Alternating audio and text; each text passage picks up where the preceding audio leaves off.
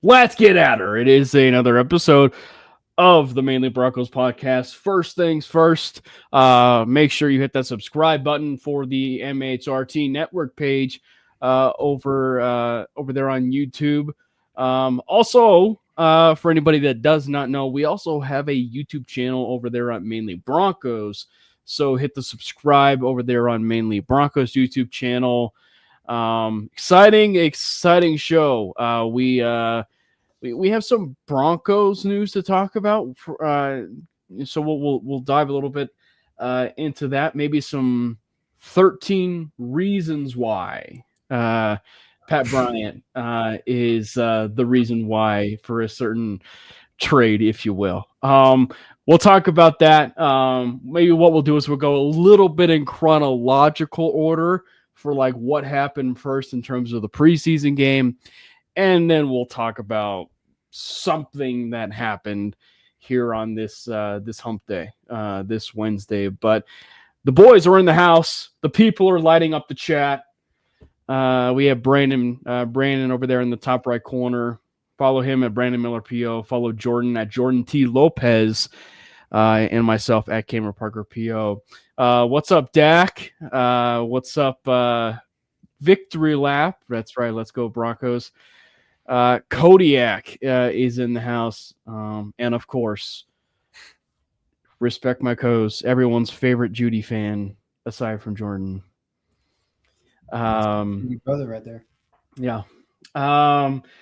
We might actually reference Judy, but it has nothing to do with Judy. But anyway, well, gents, we had a preseason game. It was actually the second preseason game. It was also the first unofficial home game of the 2025 season. And the Broncos once again came out on top. They dominated the Arizona Cardinals 27-7. The starters did not play, or at least a fair amount of the starters played, unless, you were Evan Ingram, who, rolled out in terms of the very first series, being down there at like the 3-yard line. Probably making a lot of us go, oh no, we're going to get a Baron Browning type of situation where he's going to play into the third quarter and he's going to play on special teams and he's going to make us feel all uncomfortable. That didn't last long. And he gave us a very exciting moment because they were not backed in a corner no more. There was a play where Evan Ingram was there to fruition. It was an exciting play, and we got a chance to see Evan Ingram in action. We got a chance to see the Joker in action. So it was an exciting preseason. The Broncos came out with that big W. Exciting time, boys. So, Brandon, kick us off. How you feeling? Yeah, man, that was like the, dare I say, best tight end play that we've had in Denver in, I don't even know, years. I don't know how many years it's been, but years. I was actually at that game. And I unfortunately missed that part of it because I was slightly late because my seats were literally at the very top of the stadium, like could not go possibly higher. Every time they saw the fireworks, I was like, are those like gunshots behind me? Because I just felt like the wall rumble. But went back and watched the highlights, at least of the parts of the game that I missed. And that was a crazy play by Ingram. Great to see. Definitely some blocking as well by some other players that we'll talk about that made a big impact. And you talk about it being the first preseason game of obviously of the year at home, which is true. But what I was going to say is it's actually the first game in the Troy Franklin breakout 2025 season. Is what I came here to say, because damn, that was a crazy performance by Troy. And we'll talk about the full recap, but there were definitely there were trades that were probably finalized as part of that game because of the people that showed out and showed how there might have been some trades finalized for sure. How unnecessary other individuals were. But I will say, I do think, Evan Ingram looked great. Super excited to see more of that. in the regular season from a tight end, which is crazy to even consider because I don't even know, again, the last time I saw a tight end that made any sort of noteworthy offensive play for this team. And then Stidham looked pretty good as well. So it was exciting. Jordan, obviously, you wish you were at the game, but obviously you were not, because you live in the beautiful state of Florida. But how was it watching as a fan? It was amazing, especially the very first drive where it took us 4 plays, 97 yards, 96 yards, and made it look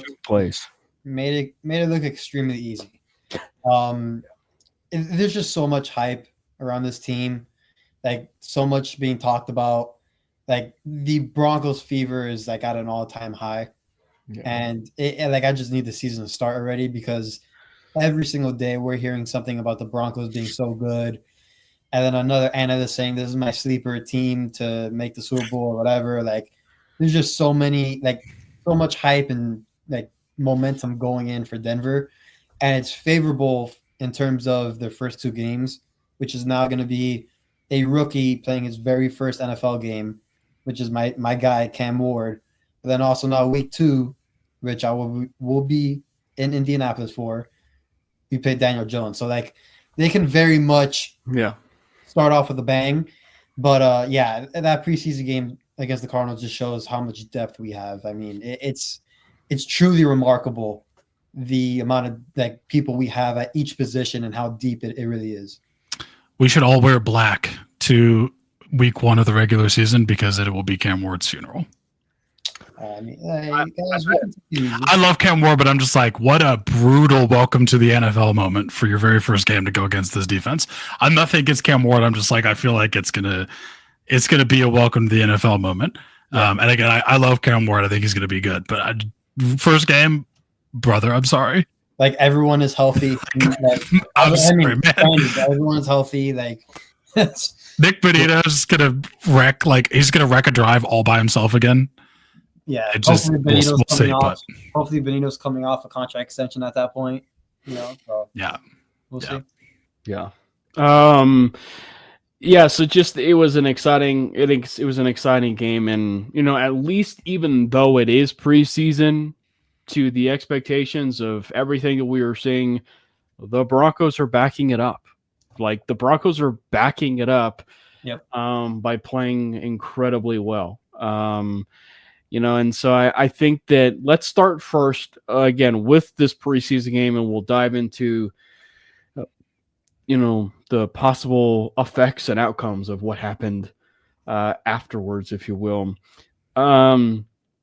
One of the keys we really wanted to see going into this preseason game was the running back room, right? Like, can RJ Harvey find that nice little medium of when to bounce outside, when not to bounce outside? You got a really good chance to see that. Like, and so on that run, which they capitalized on, you got a chance to see him get skinny, which you hear a lot of people talk about, but get skinny and find the hole and bounce it basically between 2 different offensive linemen. And Calvin Throckmorton deserves so much praise, for his block on that play. Exceptional run. Frankly, stuff that you don't see from a Broncos running back. And I believe it was Gage who said yesterday, really, and he might be accurate, but the Broncos have not seen a running back kind of get that low and see vision like that probably since Phillip Lindsay. But like it was something to watch in terms of that kind of run. And so to see that type of vision was everything that Sean had been preaching about, right? Like his vision, and so we saw at least his prowess of what he could be as a receiving back, and the plays that they used. But to see that kind of run, Jordan and Brandon, to cap off that drive was pretty impressive. Yeah, I mean, it was definitely a welcome sight for, again, how absolutely atrocious this running game was last year. It was also nice to see, obviously he's a rookie and there's going to be some growing pains, but see him keep that run inside and get into the end zone. Hopefully we're going to see a lot more of that in the regular season, but just as we'll talk about with the wide receiver room, I feel like specifically with like obviously RJ Harvey's already the starter, but with what was shown in that game, I think certain other player has become quite expendable and will not remain on this roster for much longer. And I don't even think we're going to be able to get anything for him. I think he's just not going to be here. And I am, of course, speaking of Mr. Audric Estime, because if you're able to, like, if you're like thing that you're billed as and known for coming into the NFL is like a power back, like a goal line back, and you're running with this offensive line, there's no excuse for you to not perform well as a rookie. Like, yeah, there's a learning curve, but rookie running backs perform. Like, right. That's an established fact. But no, it was great to see. It was great to see that from Harvey. I mean, let's just kind of get into that elephant in the room. You know, I mean, like, there's so much to be made about this running back room, and you know, we'll talk about another position group, and we'll save that part for last to lead us into the conversation that's probably going to be dominating a vast majority of the show. But I think that for the running back room, it really is kind of about like, what is your favorite flavor of running back? And then in terms of like, you know, the way that you look at the way things are kind of shaped out with this running back room, like, I think everybody at this point would be surprised if Audric Estime is on this team. It's just about like who is your 4 or 5 running backs that you're going to be keeping on this team, right? So it's very interesting to kind of see the way things have shaped out, but it does not seem like Estime is is on this team, whether that be a trade. And you know, we'll certainly talk about something that happened that might have been a trade. What type of value, if there is one thing that we know about the Broncos, or specifically George Paton, is he is going to ooze out value out of a player who we all think has no trade value. That is fair.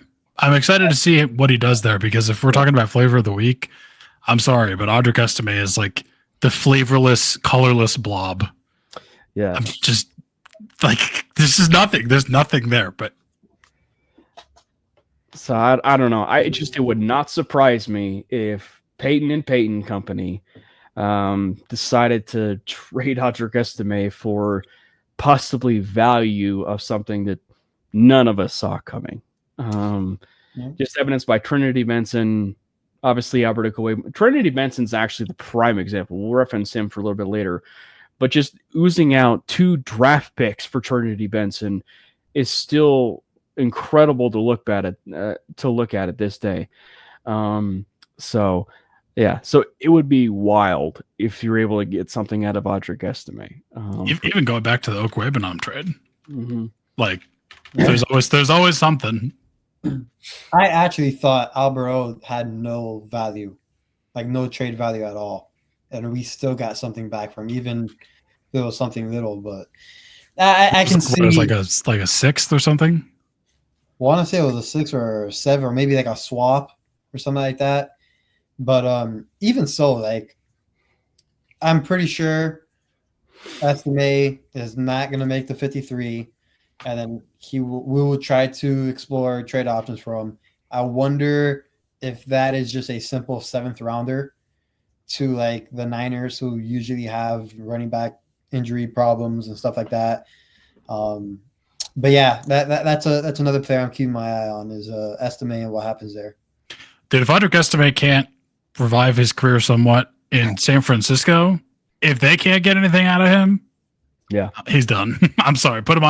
Hang him up, put him on a shelf. Just wouldn't. I feel like that's actually really good. That's a really good trade destination. Bags and a bag of chips and some root beer vapes. I'll take half a stick of gum.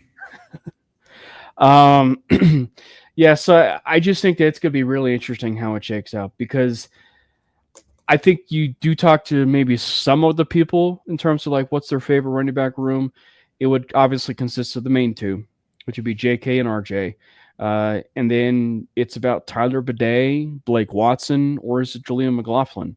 Obviously, if there is one thing about Sean Payton that we know, just because you are Sean Payton's guy does not mean you're a lock on this team. He loved Tim Patrick, right? He loved Tim Patrick, and Tim Patrick ended up moving on. So Jaleel McLaughlin is a Sean Payton guy, but that doesn't mean he's a lock for this team.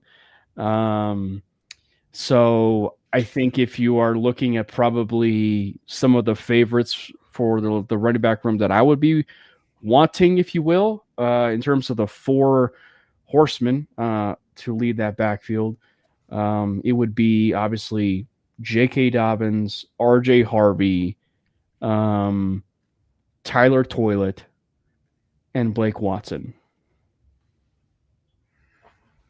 I mean, I think that's a pretty strong 4 rotation. I can't see us keeping more than 4. Right. Like that, carrying 5 running backs just seems kind of overkill. Mm-hmm. Yeah. What about you, Jordan? I kind of see keeping those 4. I mean, I don't even think a big game from Estime, like in the last preseason game, can even save him at this point. I think if he doesn't have the game, it's because we're featuring him and we're trying. Like it's the classic Albert O situation. We're gonna beat him as many times as we can and try to get a pick out of him. The only reason why I said the 49ers for Estime is just because we had joint practice with them. They had a really good extended look at Estime, in person already in a practice setting. There's a player injured already.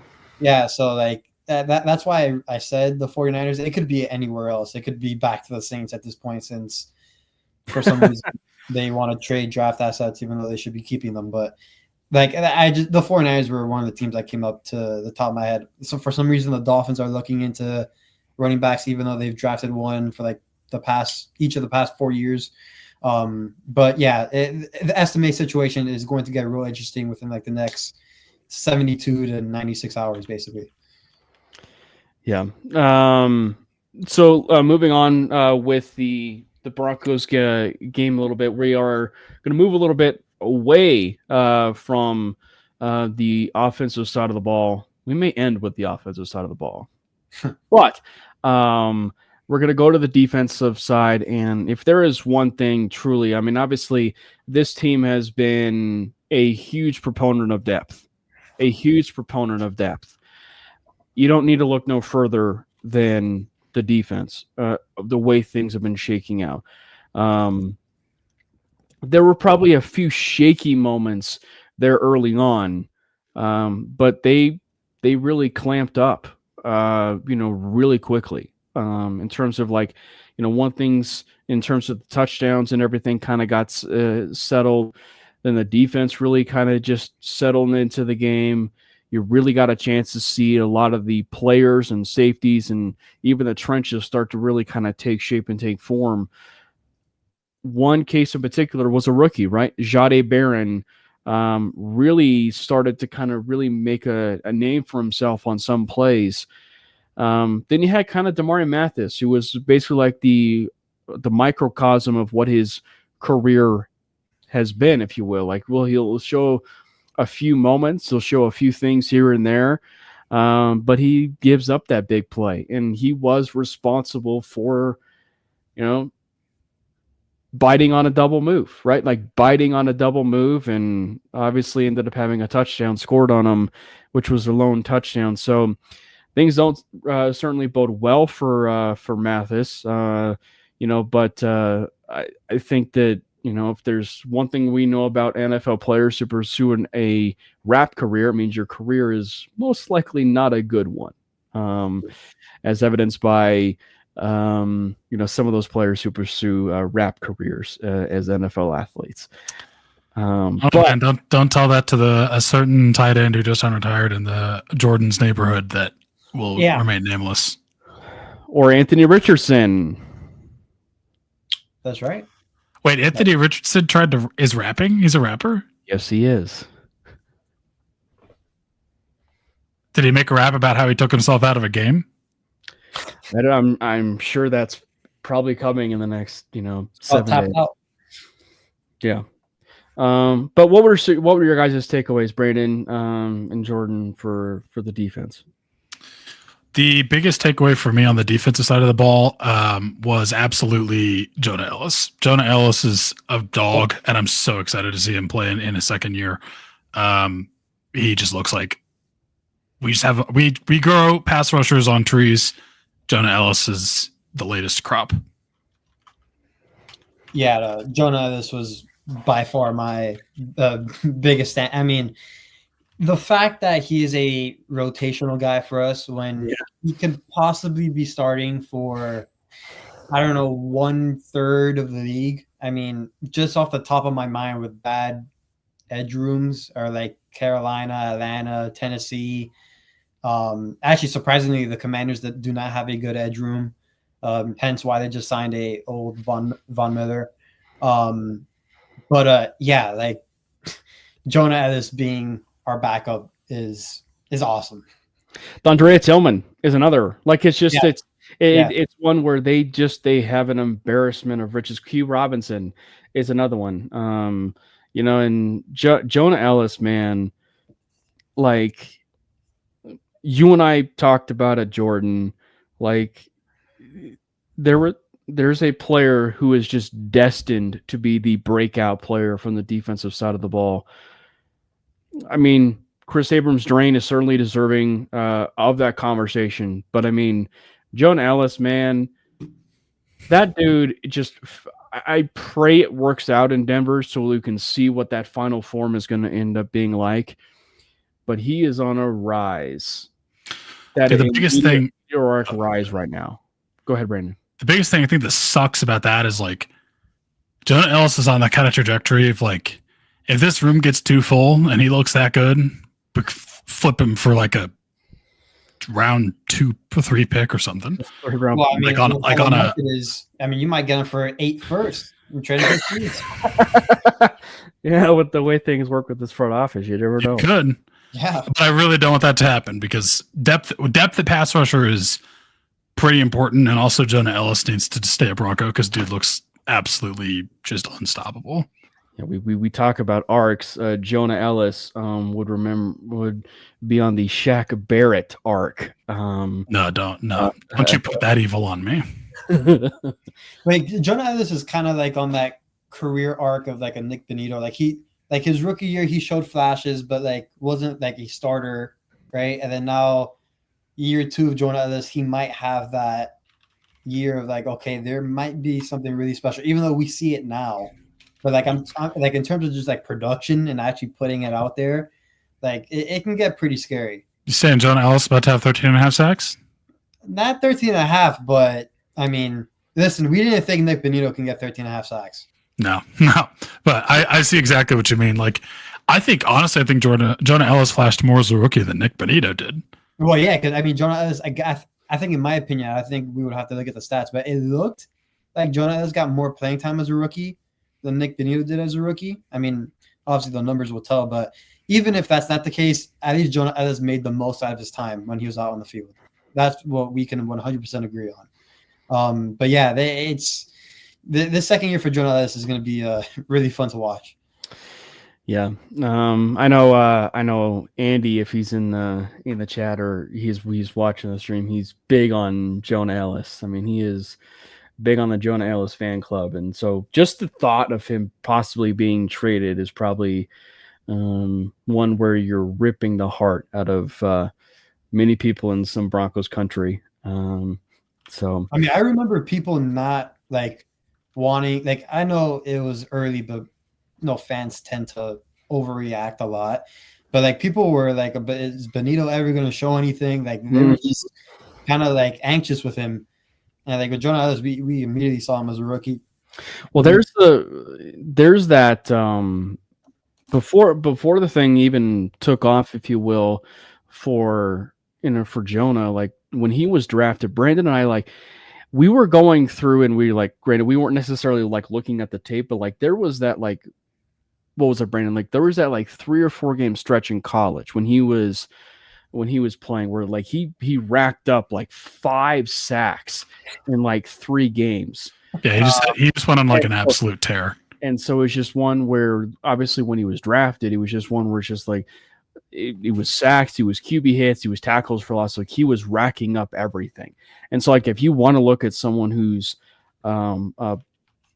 like a high volume type of pass rusher, like of what he can be, like that was, I think, one of our eye-opening moments of like they might have something, in the building here. And then obviously the film backed it up. He ended up having that relentless motor. So it's going to be interesting because there's a legit argument that Jonah Ellis might be one of the best run defenders too, like on this team. Like, and that even goes for guys like Nick Benito and obviously Jonathan Cooper. And I know Dondrea Tillman is probably the most underrated still, like the most underrated pass rusher of that unit. And even he is really good on the run. And I think that when I had a conversation with Mario because he was at the game, and he mentioned the point, and I thought it was a good one, is that like when you look at it from the standpoint of Dondrea, he was brought to from the UFL, right? And so like with the UFL, there was, for the Broncos, like there was no preseason. There was no anything. So when he joined the Broncos, like he won the championship and then he immediately joined the Denver Broncos, right? Like it wasn't a case where, like where he had like a preseason of his own, if you will, to get ready. Like he just went right into the Broncos roster, didn't miss a beat, and really hasn't missed a beat since he joined the club. And Tillman has just gotten better. He's become a little bit more of a well-rounded player for the team. So it's going to – I will say this is the first time I have been pretty excited about an edge room since 2015. Yeah, I mean, dude, it's going to be special, man. It's going to be so much fun to watch. Like Jonah Ellis being like the rotational guy, just unfair. With even Q Robbins, too, we briefly touched on him, but like he has a quick get off that is like Ellis and Nick Benito. Like, so the fact that you rotate that in and out, like it's crazy. And Andrew Farmer, and I don't mean the Broncos fan, Andrew Farmer, but Andrew Farmer, the pass rusher, to what Rich was mentioning there, is playing well. He did have a good game against the Cardinals. Yeah. Brandon mentioned it. The depth on this edge room is so important because once guys are rotating in and out due to them needing just a little rest here and there, but you substituting Jonah Ellis out there like on a random second down and he comes up big on a TFL or a sack or a pressure. I mean, it's huge. And I mean, and hopefully that edge room can stay healthy, but it is football. It's, stuff happens. Unfortunate injuries happen. If it does, I think we are all very confident in someone like Jonah Ellis getting that, fitting in that starting spot and then obviously making a difference. Mm-hmm. Yeah. Next up on the defense, I thought that is just continuing to be really impressive. And probably a surprise in a sense because we were questioning this was linebacker depth. We were questioning what is the linebacker depth of this team, with the Drew Sanders injury, and obviously given with what we know about Dre Greenlaw injury, Singleton's recovering or injury, like the linebacker depth has been incredibly impressive. So Corinne Reed, Jordan Turner really emerged after that Cardinals game, really emerged. So much so they actually cut J.B. Brown today. They cut J.B. Brown, who there were some people that felt like he was going to end up being an undrafted free agent, diamond in the rough, right? Like, so like the linebacker depth now specifically with like Lavelle Bailey and Corinne Reed, how many linebackers do the Broncos keep now? So, right, like obviously you got Greenlaw, you got Singleton, you're going to end up probably with Justin Strnad, right, who's going to be on special teams and so forth. But then you have Karen Reed and you have Lavelle Bailey. Obviously, I think we all expect Bailey to be making the 53. But how many linebackers now at this point do they actually keep? It's going to be really interesting. So I'll let Jordan go first on that one. Again, I think it shows like the depth, right, between now, like not only just that position, but like throughout the whole roster, right? Like there's going to be tough decisions being made, like as Sean Payton said. Cam, what do you do with the back end of that position room? Like, because I kind of have an idea, but what do you do with the back end of that position room? The linebacker room, right? Yeah. So for me, it's almost... There's two specific guys I have mentioned, but there's also another guy that may be a possibility, and I think you're going to mention him. Are you talking about Jordan Turner? There you go. Yeah. So I mean, it's we briefly mentioned the name, but I mean, like, it's one where the way I look at Jordan Turner to a certain degree is almost like what we saw last year with Lavelle Bailey, right? Obviously, Bailey didn't necessarily, Turner hasn't exactly made the same impact, right, that Bailey did last year. But he came on like pretty like late, if you will, into the preseason. And obviously due to injury, he couldn't necessarily be on the 53, but he was on the season-ending injury and everything, which was unfortunate. But I mean, you look at probably this room, I don't think it's out of the realm of possibility. And because of the Drew Sanders injury, they make it so that the Drew Sanders stuff, he actually might not be on the team. He's obviously going to be dealing with his injury, and he'll be coming back probably at the midway point of this season. But there's no guarantee the moment he's back, he is a Denver Bronco at that point. Because like it could be to the point where he comes back off of and he's healthy, and they make the very tough decision to be like, you know what? We really like where things are with Karen Reed, Lavelle Bailey, and Jordan Turner, because they're on the team. And so because it afforded us a chance to have guys like this, those three other guys like this on the team. So I think there's a very good chance they keep possibly 5 linebackers. Yeah. Well, you get to go younger too there. Reed. The other guy was Karen Reed that I was going to mention real quick, but yeah. Brandon, what do you got to say? I was going to say, just you get to go younger there as well. Like, you have some good guys up front. You have obviously Alex and Dre, but they're not the youngest guys. I mean, Dre Greenlaw is only 28, which just kind of blows my mind. But he's 28. Wow. I did not think he was 28. Yeah, I know, right? But I think you need to have some young depth that you can kind of turn to. I think Lavelle Bailey, Jordan Turner to me are probably close to locks at this point to make the roster. And then beyond that, the Drew Sanders thing with his injury, like Cameron said, I don't even know if he can make the team.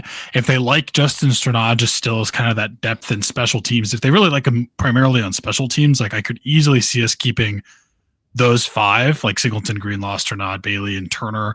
And then if they like Reed, and he kind of shows up and starts to look good, it definitely could be. I think there could be maybe a case for 6, but I do think it's pretty likely that you see 5.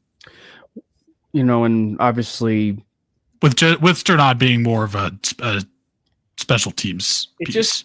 It's the same argument that we have about the running back room, right? Because it's one where you talk about the heights. It's a little bit different to the degree of like high floor, high ceiling, but it's just like, what is the highest ceiling of where things could possibly go, for this linebacker room, right?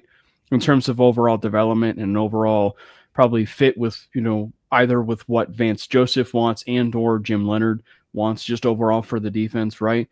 And just the position coaches, like what they would want.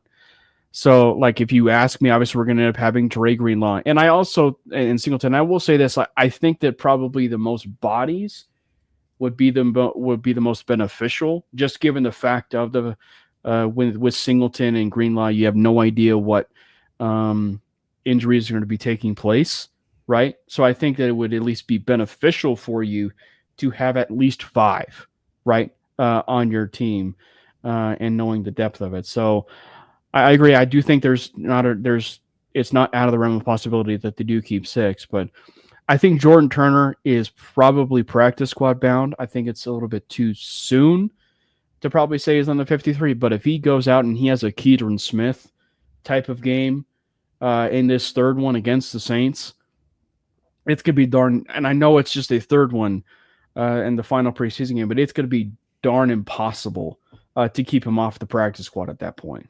So that's why I asked you that question, Ken, because I think he is a practice squad guy, but with just how much talk there is of Denver and how much depth we have, and like just with like the trade we did today, like all the insiders saying with Broncos have depth at every position, like we hear it every day.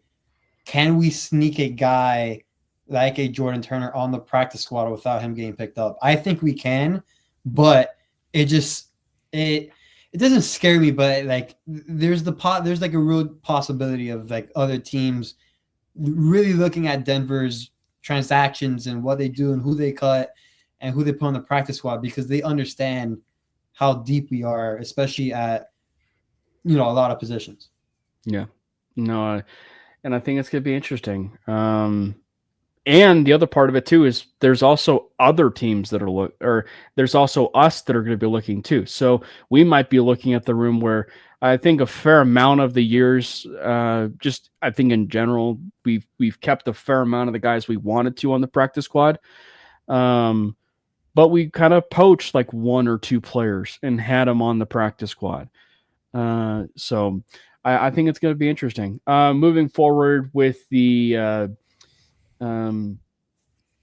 I should say the defense, I will give it to you, Jordan, because this has been one of the positions or players that you've been wanting to follow. How did J.L. Skinner do against the Arizona Cardinals? Did he meet the Jordan Lopez qualifications? Yes, I am just like how there's the leaders of like the Jonas Ellis Club and all that. I do tend to maybe be the leader of the JL Skinner Club. I don't know, maybe that's up for debate. I don't know, but I thought JL Skinner he played well against the Cardinals. I wouldn't say he played like amazing like how he did against the Niners, where he had the forced fumble and all that, but like where he literally obliterated Amir Abdullah so much they already put him on like short-term IR. I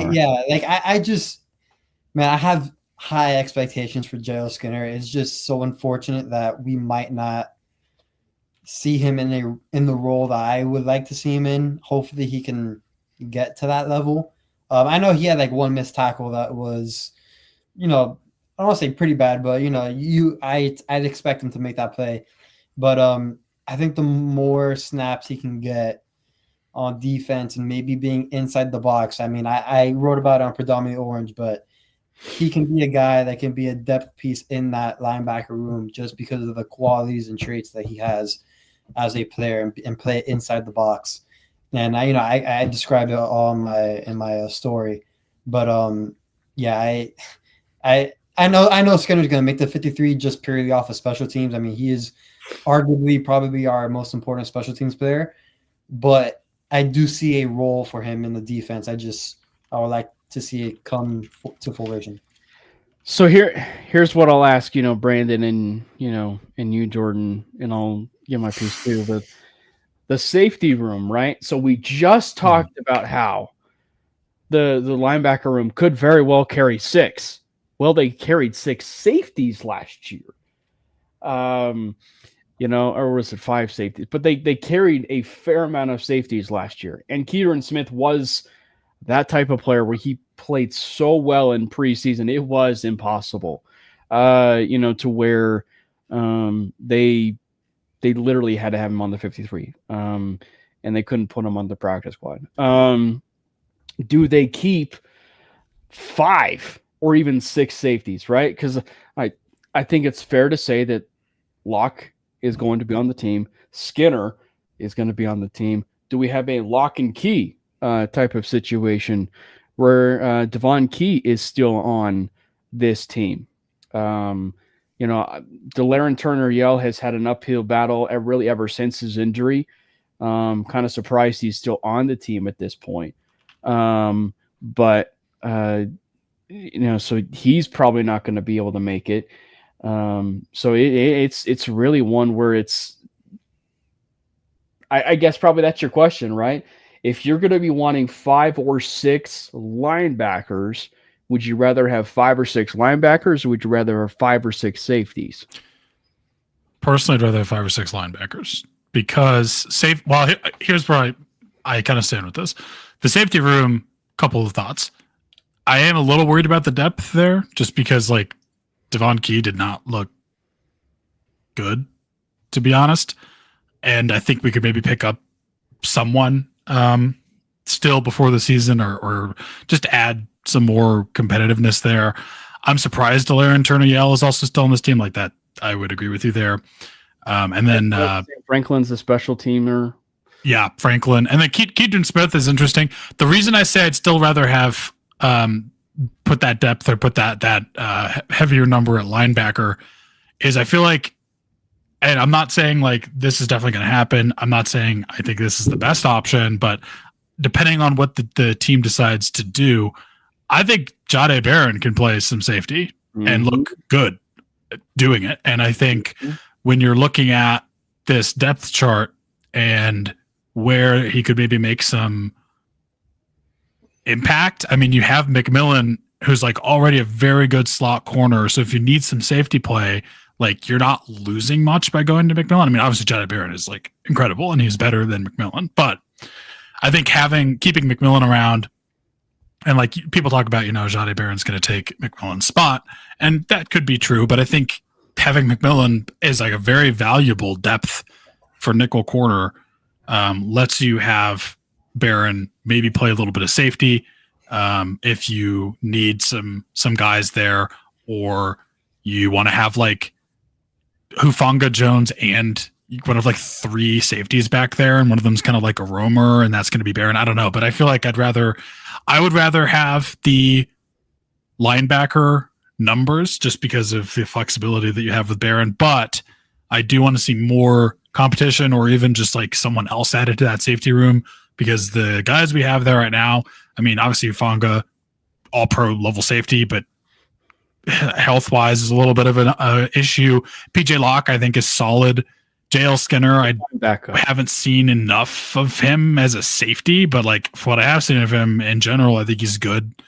Maybe, but like there's a little bit of an unknown there. And then just like Smith is like a little bit of an unknown. Key, I don't think is the best. And then like Franklin is special teams, and Yell, I'm surprised is still here. So like I think you got to add maybe something there, Jordan. But I do think just with Barron, you have a little bit of flexibility. The safety room is an interesting one. Like we're all like comfortable with Brandon Jones, Hufanga, and Locke at that point, right? But I could see Jahdae Barron playing a bit safety every once in a while. I've been on it, but we haven't seen enough of Skinner at the safety position, even though he is more in the box, in my opinion. But I think they're gonna get it right. I know Sam Franklin is a special teams guy. Is he a lock? You're saying he's not the Trent Sherfield of the safety room. I don't know. You could do a lot of interest. Listen, I'm not also big on Devon Key either. There's a lot of unknowns with that back end of the safety room, I should say, besides JL Skinner. I know you can move Jahdae back there a little bit and have him roam around, but it's also, I think another big part that plays into this is how is Vance going to play personnel-wise, like package-wise? Is he going to go a lot into more of a dime package? I know we've heard about that a little bit more this offseason just because of the versatility we have on the defense with guys like a Hufanga, Barron, and stuff like that. So I think when the 53-man roster comes out, I think it'll give us a tell on the type of packages we'll kind of see within that defense. Yeah, it's going to be interesting because it is a very interesting question in the sense of what would you most be comfortable in terms of keeping 5 or 6? Would it be the safety room or the linebacker room? And I probably would say the linebacker room, at least off the rip, but I'd have to probably think about it a little bit some more. So I don't know the answer based on just probably the depth of it. So because I do think Sam Franklin is at least probably the Trent Sherfield of that room, maybe initially, but he also, unlike Sherfield, is not really shown enough, whereas Sherfield has shown enough. Actually, the wide receiver room, now that we think about it, has actually shown quite a bit. In terms of the this Broncos off season. Obviously, Evan Ingram was added to the mix. You might as well talk about him in this wide receiver discussion. But so much so that we were trying to figure out what exactly is going to be happening with this wide receiver room. Are they going to be keeping 6? Is it actually going to be 5? But the bonus is actually 6 because Evan Ingram is kind of a wide receiver. And where is the unk of the room going to be fitting in? And of course, when I mean the unk of the room, I mean Devon Vele. Well, I think it's safe to say that answer has been made. Devon Vele has been traded to the New Orlean Saints. He is heading now to Bourbon Street. Stay away from Mardi Gras, Devon. But those beignets, if you're going to try some beignets, I hear the beignets are really good on Bourbon Street. But they traded Devon Vele to the New Orleans Saints for 2 draft picks. So as much as we were using the reference of Trinity Benson, they Trinity Bensoned this deal. They got 2 draft picks, and actually they traded it to a team, and as Jordan mentioned and Brandon mentioned earlier, to a team who clearly feels very comfortable about trading draft picks for a team that has a bottom of the barrel roster in the NFL. So I think we have a now pretty good indication, gents, of where this wide receiver room is headed. Yeah, I mean, Devon Vele, as much as I love him, I think there's I have 2 thoughts here. So Devon Vele, for as great as he was for us last year, I think that really says a lot about the state of the wide receiver room going into this season than it did last season. Because if he was kind of the wide receiver 2 last year and now he's expendable, I do want to hear this as well, so I'll speed up here. And now he's expendable. I think that says a lot about, how Pat Bryant has looked, and I'll give it to Jordan for that in a minute. I think Pat looked great. I think Pat, specifically in the Cardinals game, dude's kind of showing out a little bit. And then the Troy Franklin breakout is coming. And then also, Trent Sherfield is a dude. He's going to be, I don't know how you don't get him, on the field as much as you he's got to be every game he's got to be available. You got to suit him up. So I think just Vele is just buried on the depth chart a little bit. And I think, as much as it sucks to lose him, I think this is a good sign. For how good he looked last year, the reason we had to rely on him is because the rest of the room was terrible. And now the rest of the room is such an improved unit that he just is not. He just is kind of extra baggage that we are able to get some value for. So I'm shocked that we were able to get a 4th and a 7th. That's just a fleece. And not just any 4th, a 20. It's going to be a high 4th. 2026 4th. So next year's 4th, which everybody is basically expecting for it to be the Saints to suck. Yeah. The top end of the 4th round, which for anybody that is not good at math and wants a brief description there, that means it is the possibility of being a top 100 draft pick. Like, just letting you guys know about it. So I think it's real quick. I think it's also good for Devon. Like, I think he could go into New Orleans and be literally their wide receiver 1, kind of their wide receiver 2. It depends on, I don't know exactly the state of Chris Olave's health, but Rashid Shaheed is kind of just their burner. Brandon Cooks fills that same role. He's also 31. And then the rest of that room is kind of just like, just dudes. So I think Devon Vela is going to have really shot to be a wide receiver 2. So good for him. But yeah, I mean, he just seemed expendable.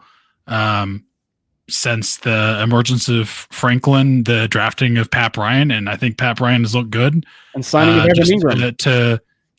And the signing of Evan Ingram. And Pat, just wanted to gas you up a little bit before I send it over to your biggest hater. So Jordan, give us your 13 reasons why. Show me on this doll where Pat Bryant hurt you. Or the 13 reasons why the Broncos made this trade and why it has nothing to do with Pat Bryant. Obviously, I'm not referring to the Netflix show 13 Reasons Why. Man, I mean, I know everybody tuned in just to see what I have to say about Devon Vele and not Pat Bryant. I think Pat Bryant is I'll get to Pat Bryant in a little bit, but in terms of Devon Vele, I think he does have a real good chance in New Orleans to be like a real deal receiver, especially, they're rebuilding over there. I know in theory you want to get younger. I don't know if they really got younger. And again, they traded draft assets, which were questionable to begin with, but I do hope Vele to shine over there. I know we talked about it last week, Cam, with Vele, like he might be on his way out, and Lord and behold, man, everybody is wanting to know about this Pat Bryant thing, huh? All right, well, we'll just cut to the chase here. Yes, this Vele trade does signal a major confidence that the staff has in Pat Bryant. And not just Pat Bryant too, by the way. Like, yeah, and also Troy Franklin, but I think more so Pat Bryant. I am not going to be naive of that. Now, on the other hand, everyone was raving about Pat Bryant, how he looked against the Cardinals, and he had very good stats and he produced a lot.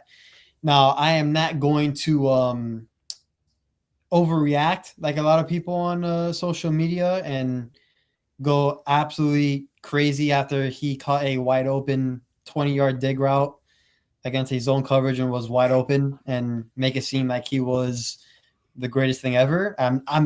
Listen, that's not being a hater. That's just the guy was wide open and he made a catch, and then everybody thought that it was the best thing ever. Yes.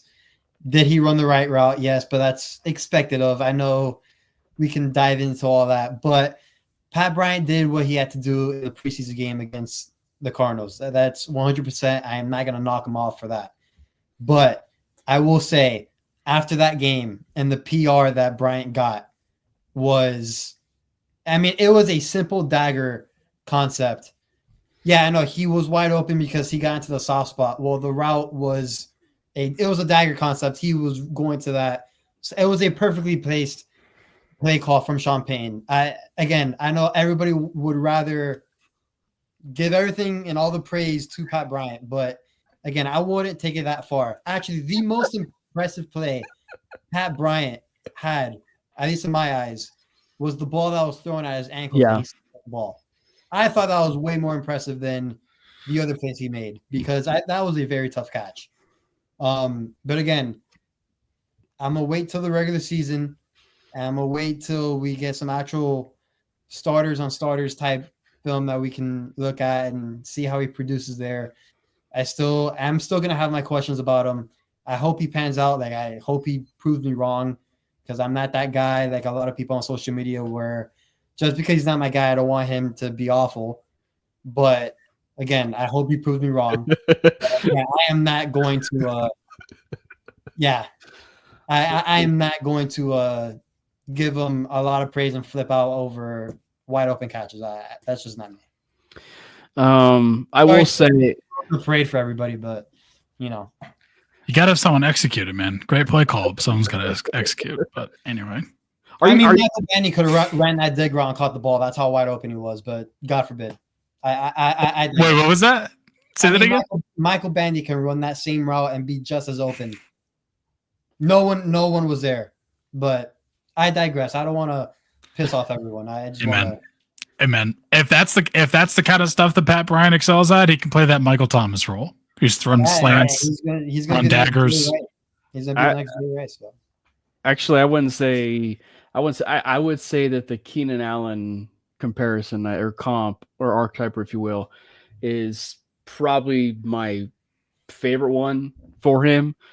Like, it is mine too, actually. That I do agree with that. Because I will say, like, it's one where he's not flashy, but he's such a savvy route runner where he's going to find those soft spots in the zone. He's going to have those sure hands, which is pretty obvious what you could say about Keenan Allen. Like, Keenan Allen is a sure-handed wide receiver.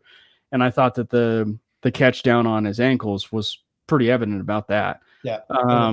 And so I will say, I think that Pat Bryant is pretty obvious in terms of an upgrade in that room. And so is Troy Franklin, right? And I think that one area where we saw so much of Franklin last year was he was body catching everything. Yeah. And this year you're starting to kind of see things unravel with Troy where he's using his body when he needs to, right? Like the throw for Jarrett Stidham,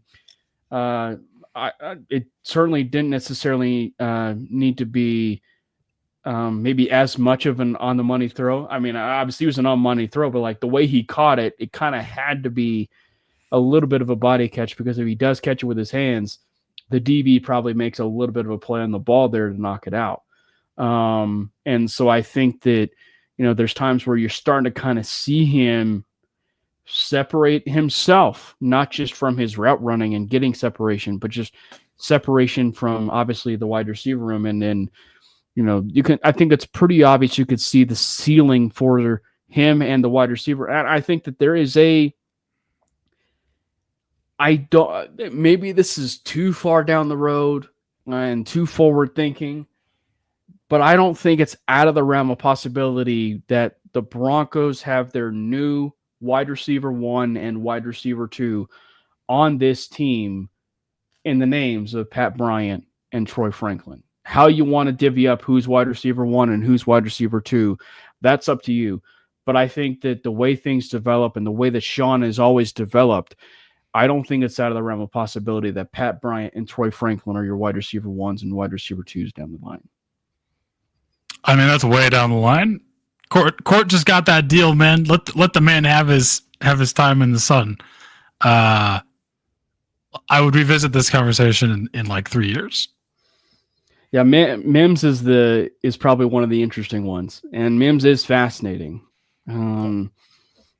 because for as much as we did talk about the gadget side of things, like with Marvin, and I made the comparison a little bit before of Harvin. I think, myself included here, forget a little bit about the idea that he played on the boundary. Like, he played on the boundary at Oklahoma, right? So it's not like he's unfamiliar to the idea that he can play boundary. And I also think when he was at Oklahoma, he was a bit of a little bit more of a better route runner than people give him credit for. Frankly, the 3 wide receivers, and granted, Brandon and I were like all on board. Brandon and I were like all on board on some of the wide receivers we wanted that year. It was Marvin Mims, it was Jaden Reed, and it was Trey Palmer. Go Big Red. Those are really like the predominant 3 wide receivers, like in terms of the Broncos side of things, that we were really wanting, for this team. And lo and behold, we ended up with Marvin Mims. So I think that there's a chance that Marvin Mims can really become that Brandon Cooks type of player, or frankly, the other player, which is like Brandon Lloyd, because Mims has such an incredible catch radius to where he can high point the ball and do different things, where he can play like a 6'3" wide receiver. So I don't know, like I don't think it's out of the question.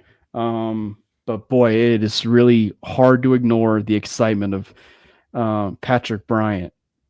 From Duval, by the way. So this is the other part of it too. So what did he do to you, Jordan? Like he's from the Florida area. Like for you to did you have road rage incident with Pat Bryant? Like what happened? I mean, again, it kind of falls towards the victim of what's already in the wide receiver room. I mean, I've talked about it already, but listen, and by the way, North Florida, I wouldn't really call it, Florida. I think that's just different. What is this like? Is this like Kansas City and Yeah, like I mean, I think when you talk about Florida, it's probably at most we go from Orlando down. I mean, we don't count the other guys up there. But no, in all seriousness, like listen, I wasn't the most thrilled guy when we drafted Pat Bryant just because of what I thought what we needed in the wide receiver room. Again, who cares what I think about? This is just my opinion. But I care. no, I mean, but like I understand like why people may think, oh, I'm just hating on the guy or whatever, because it does seem like that. Like if I were an outsider, I'd probably think the same thing of myself. But in all seriousness, like I hope he does pan out. I think he will be good under Sean Payne under certain circumstances, and I think Payne will make him good in his scheme. Like he's gonna get him open. He's gonna scheme him open with underneath drag routes and stuff like that. Like something we saw in the Cardinals game where he caught the drag route underneath and he caught that deep in route. But again, I just thought for this particular wide receiver room, we needed a different type of flavor in the room. But again, Payne makes the decisions for obvious reasons, and I'm just here in Miami talking about it. But yeah, when it just comes to the wide receiver position in general, like I'm not a big guy on just like big body type possession receivers. I know you need to have one or Sean on loves the it. roster, which is fine, and I understand that, but I just thought at the time we had too many, and now we just traded one away, so that kind of opens up a little bit more of a role for Pat. But there you go. Again, a lot of people have said this to me that he's gonna win me over. It's gonna be pretty hard to win me over, especially with how I tend to like my wide receivers, but I do hope he proves me wrong. Like I would 100% say that. But yeah, no, it's for sure going to be interesting. This guy hates a good player. Yeah, I wouldn't call him good right now. I mean, he looks solid. That's all I'm going to say. I think he impressed me, and I mean it's the preseason. He impressed me with just like his ability to be a better route runner than I thought he was, and also look faster than I thought he was at Illinois. But I'm excited. I think he's going to be. I think he's going to be in the Devon Vele role, who was in the Fireball Jones role, if you know exactly who I'm talking about. But I think he looks solid.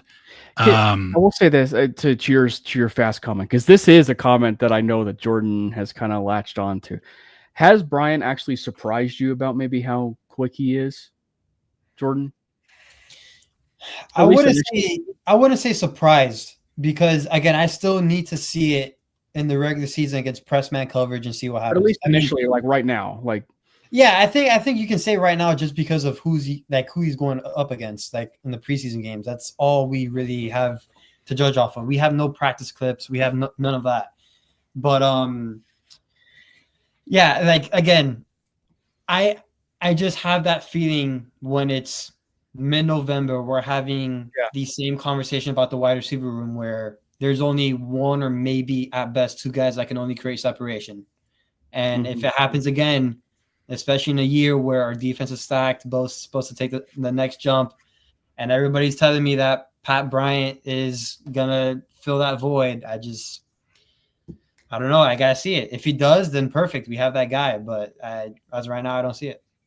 So continuing a theme with this wide receiver room, I want to ask two questions. Because I will say, because then I will give credit where credit is due in terms of this. for him talking about it. But Mario mentioned about like the idea of maybe we are overthinking the idea of a wide receiver 2 on this team, like almost like Moneyball type logic, if you will, in the sense where the wide receiver 2 isn't necessarily going to be Troy Franklin, or the wide receiver 2 isn't going to be Marvin Mims. Like the wide receiver 2 is going to be this player this week, this player another week, and etc. So I'll ask you guys that kind of question after this, but now given the fact of the Devon Bailey trade, I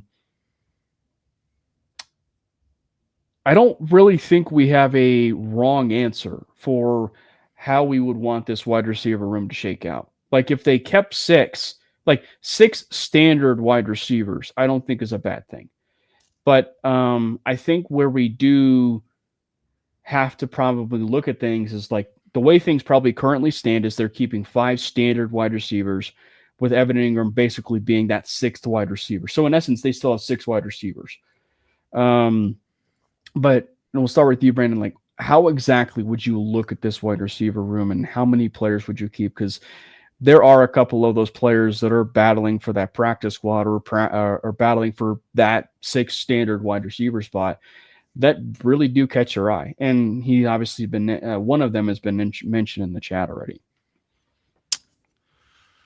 Man, I think to me it's going to come down to like you have your obvious guys. So you have Court, you have Marvin Mims, you have Troy Franklin, Pat Bryant. You have Pat Bryant, you have Trent Sherfield. Those are going to be like your 5, I think. I would say, or Troy. Did I say Troy Franklin? There's too many names. Cortland Sutton. He's probably so good he's the same twice. Cortland Sutton, Marvin Mims, Troy Franklin, Trent Sherfield. It's because I'm looking at the depth chart. And I'm like, I keep seeing Devon Bailey, and then I'm like, he's not there anymore. That is getting really old. Pat Bryant. I must have already said him. I said him. I said him before. Okay, because those are your obvious 5, and then from there it kind of gets into like who impresses you the most. Is it Joaquin Davis? Is it Jerjuan Newton? Is it Courtney Jackson? Courtney Jackson, by the way, I think is probably going to be a player on this 53-man roster. Like he's just looked so good. I think you might see. I mean, obviously, if the potential like continuance of the undrafted rookie will make the roster. I think it's 7 years in a row now. You might have 2 this year. You might have a couple guys, but I think you have your obvious 5, and then from there, like if Courtney Jackson continues to look as good as he's looked, if you like what you see from Newton or Davis, like you could get to 6 or 7, I think, pretty easily. But the fact that there's 5, that's just like a surefire lock. I'm happy about that. Like I think all 5 of those guys have shown like at least some level of improvement over last year, if they aren't rookies, or even just like have come in the case of Trent Sherfield and proven that like they have some juice and can provide something to this offense pretty immediately. And then Troy Franklin, just like to the moon. Like Troy Franklin looks like a completely different player. I don't know what he did in the offseason, but absolute kudos to him for all the work he put in, because he's just like super impressive. So, I mean, yeah, I think if you tell me it's those 5 and Courtney Jackson, like I'm super happy about that. If you tell me it's those 5, Courtney Jackson, and then like Newton or Davis slides in there and is able to stick, I definitely could see you getting to 7, but I definitely think it's going to be 6, because I think you have the original 5, and then one of those other guys is going to probably make it. Right now, I'm guessing Jackson, but you never know. By the way, Franklin is the guy that has made that jump, and like everybody should be talking about. Like we want to talk about a guy that actually looked really, really good was him. I mean, he flashed big time, and all the hype and talk that we've been hearing about him in training camp. Again, sucks that we can't see clips, but we saw in that game. We saw it. And again, dude, Troy Franklin is the offseason darling. And I've been talking about it for a while. I wrote multiple pieces about it on Predominantly Orange. He needs to be that guy to take that step. in order for this offense to take off. He has the prototypical size you want a wide receiver. He has the speed that can just naturally create separation without even just cut with his routes and stuff like that. Just his straight line speed can create separation. But yeah, he is the guy that can really take this offense to the next level. I mean, this is his 4th year playing with the Knicks, so yeah, that's wild. Yeah, and so and I think that it is just we need to say it again, because if we didn't, I don't know what. So the thing is, like, I don't know how we would feel. You know what I mean? Like, we asked the question, I want to say it was coming into this offseason, how comfortable would we be if there was no relationship with Bo Nix, you know, and he's going into this type of, obviously not this type of season yet, but just going now into year 2, where would we be as like the way how comfortable we would be, in a sense, you know what I mean? Because he has the chemistry with Bo, I think makes us feel so much more comfortable about him going into year 2. Now we actually have that, right? Like, and are starting to kind of, see it, and we're reaping the benefits from what we're seeing with our eyes from Troy Franklin in preseason and in training camp. Let me ask this question again. Where would you guys be if there was no attachment to Troy Franklin with this kind of jump? Would you guys still be this excited? Or would you guys be excited? I mean, obviously, we're cautiously optimistic in general about Troy. But will we be this amped up about Troy Franklin if there was no attachment to Bo Nix? I mean, easily. It's not even a question. Like, you have a guy that comes in and looks like he did as a rookie and then makes that absolute quantum leap as going into a second year and shows up the way he looks now and looks like a different player.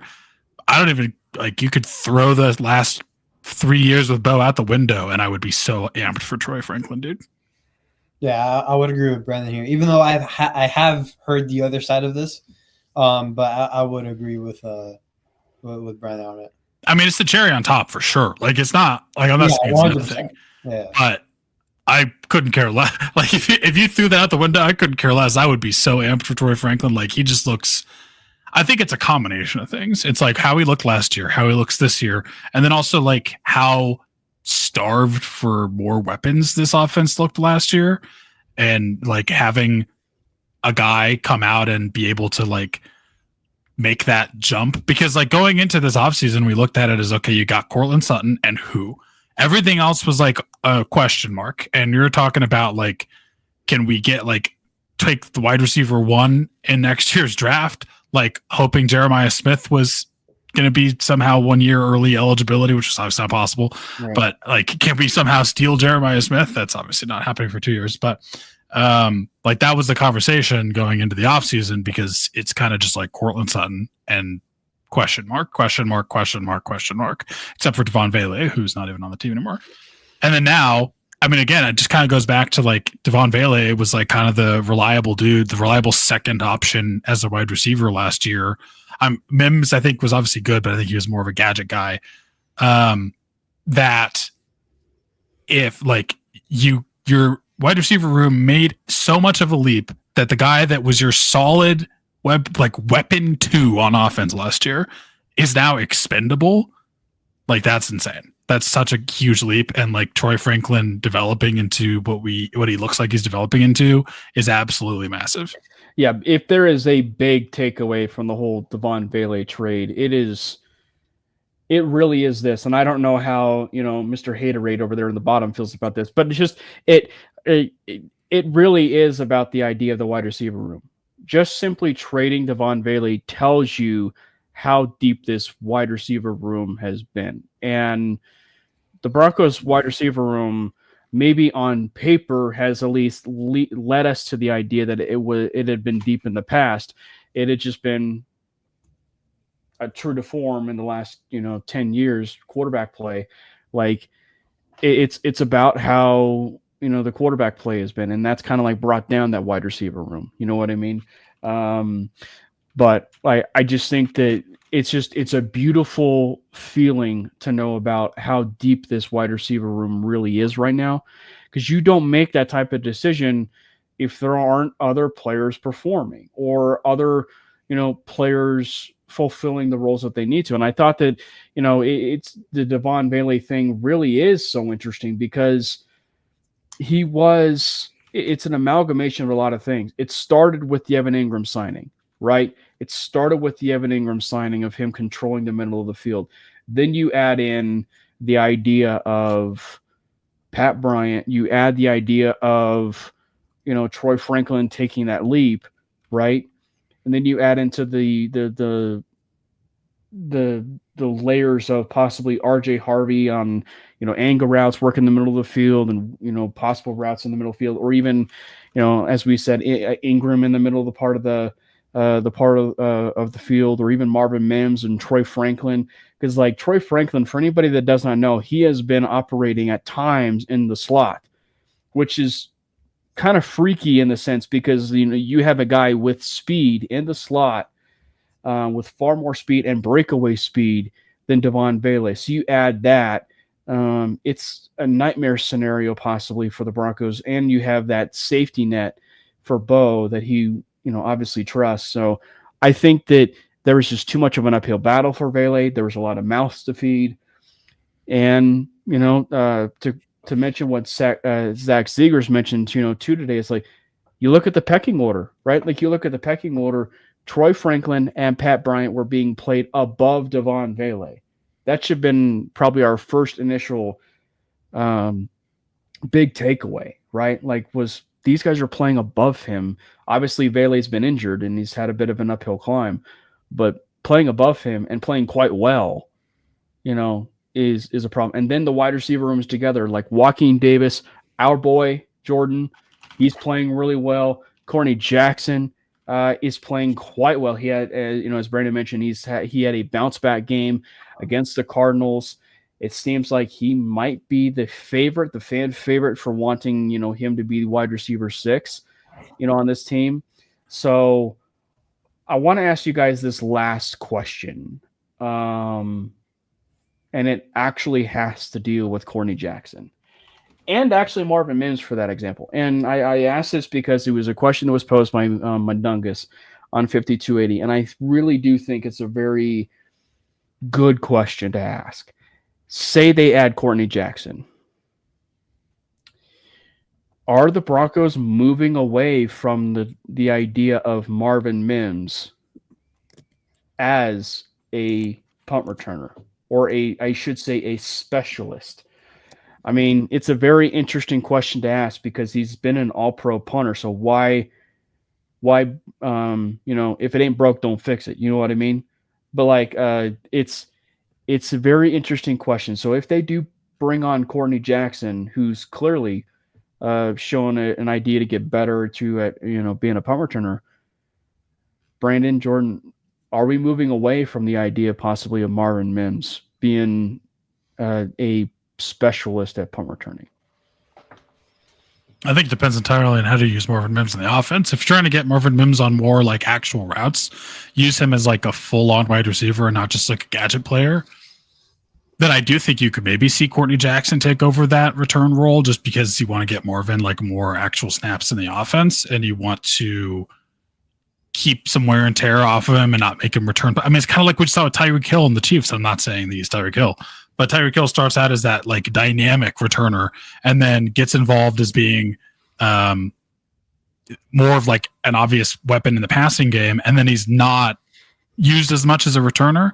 And just like for being able to remain fresh, giving him, more like offensive snaps. I think if that happens, then I definitely could see a situation where Cortney Jackson is more of the return player. I do think there was some things like Cortney Jackson, like as a returner, he looked good, but I do think Marvin Mims was like, he's an all-pro returner. Like Cortney Jackson looked decent, but he definitely had some times where he was looking like side to side, and he was kind of moving laterally and not getting upfield as much as he could as quickly as quickly as he could, and he was like losing ground and just like costing himself yards on the return.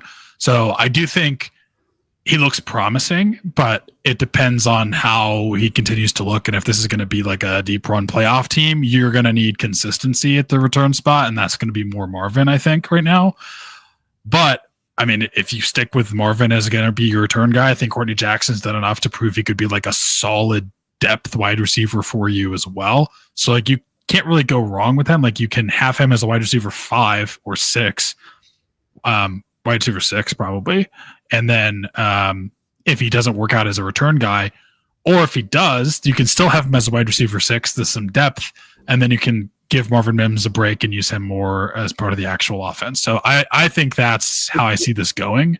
Yeah. But I'm curious to see what Jordan says. I mean, I would say, like, do they have a plan in place where, again, if you are making the decision, you have to, like, Marvin Mims, again, Brandon, you just mentioned it. He's an all-pro returner. So, like, this will be a downgrade nonetheless. Even if, and I'm not trying to knock off Courtney Jackson, but it is. Marvin Mims Jr. is an all-pro returner. So, what if you do replace that, it's a big downgrade. But with that being said, yeah, Marvin Mims Jr. getting more snaps on the offense, like, which, of course, we all want to see happen. But now, does that mean is Mims only going to take punt returns and maybe Courtney Jackson will do the kickoff returns with somebody else? Does Marvin Mims not do kickoffs at all? Is he only the punt return guy? Like maybe they only do that. I don't know. I find it very hard to believe that he's not returning any kicks, whether that's kickoffs or punts. Like I think he's going to do one or the other. I think it's more so punts, but again, we'll see. There's also a wild card option here, and I think would be about the new kickoff rule. That's what I was going to say. I love the idea of if they do have more running backs, like 4, the idea of like Blake Watson and Tyler Bidet doing. Dude, what you got against Tyler Bidet, man? Oh, I just like calling him Tyler Toilet. It sounds like an insult. But no, like having Tyler Bidet and Blake Watson as like your kickoff returners, I love it. Just given the fact about like the new kickoff rule and everything, the vision that running backs have, the blocking, like it, I just love the idea of it to where you can possibly have Blake Watson, who's clearly, right, who's clearly, got the versatility of wide receiver and running back and everything. So I think it's one where I think you probably have a little bit of a higher ceiling, and that's obviously not counting if they were to think crazy and everything and put Marvin Mims back there. But by the way, can we quickly acknowledge about how they just continue to push the new kickoff and the new touchback further and further and further? Like it just feels like just yesterday, the touchback was at the 20. And now the touchback is at the 35. 35, a full first down and 5 yards. Yeah. That's crazy, man. But yeah, so the running back position is one where I'm like, okay, maybe that's also another angle of like special teams of possibly like a way that they can go for like specifically kickoff return and everything. Yeah, no, it's going to be exciting. So we're wrapping up here the show here in just a little bit. It is the last preseason game. It is a very early game. For the preseason. Maybe if you live on, one of the most hated time zones on the planet down there in Florida, you would be there at, 2:00. But we all know that God loves the Mountain West time zone the best. So it is going to be at noon, down here in the beautiful state of Colorado. So it will be done early. That is the best part. It'll be done early, and we can be on with their day. But what are you guys looking out for? Like I said, it is the last preseason game. We're probably all sickos. We enjoy watching preseason. It is the epitome of an underdog story because they're all fighting for that roster spot. But Brandon, like, what are you looking for when it comes to this last preseason game? Y'all got any more of that Troy Franklin? Yeah, I just want to see him continue the train here. Like, just keep it rolling. Go right into the regular season with this on fire streak that he's got going right now. I want to see more Bo too. Like, I want to see Bo get more into a rhythm. I think he was a little shaky in the first game, which is like obviously to be expected for like this being his first game that he's played since last year, but definitely want to see him get more into a rhythm. Just the starters in general want to see more of the run game. And I'm really excited to see, like, when we're talking about non-starters, like, I'm excited to see more Courtney Jackson. I'm excited to see some more of these depth guys, more Blake Watson, I think, as well is going to be exciting. I want to see Evan Ingram get a touchdown. Like, that's just like, I don't even care if it's one play, get him a touchdown, take him out of the game. I don't even know. He might not even play that much, but I just want to see the starters look solid and like kind of build some momentum. And then I want to see just some of the guys that we're keeping an eye on that are more depth pieces right now that are like fighting for a roster spot, or maybe a guy that we talked about today that like we're expecting to kind of be one of the final spots, like, you know, maybe Courtney Jackson. I want to see more like of Newton, maybe more Davis, just kind of see what that battle looks like. But I think that's going to be super fun to see. And I want to see Jonah Ellis more as well. Like, as much as I love him and I think he should play more with the starters, like the edge room is so good. He's like, unfortunately, he's kind of a backup or like rotational edge right now. And I just want to be able to enjoy him while I can. And I want to see him like wreck some drives. That'll be fun. Well, for me, I will say I'm actually going to say no wide receivers. No wide receivers to look out for me. Just because I don't want to, continue to piss people. Looks like hell froze over. Yeah, I don't want to continue to piss people off tonight on this, man. I mean, yeah. I know I talked about the wide receivers, but there's other positions on this team, and I feel like that's just been beaten to death. I know. I think I've made the majority of the people mad tonight, so I'll just leave off on the wide receivers. But actually, I do want to see Alex Forsyth. I know that he's going to get a lot of playing time. I want to continue to prove my my opinion that he should be the starting center. You know, it's interesting, and maybe it's worth having Pat on, or maybe we bring Strez on again because he was a former running back, but really kind of like dive into the idea just from the offensive line standpoint, because obviously Wattenberg is the starter, but I do wonder, and this is just a passing question, and maybe that goes for the next show, or maybe we save it for afterwards, but maybe there is something to be said about an offensive line adjustment from an outside zone to an inside, or from an inside zone to an outside zone.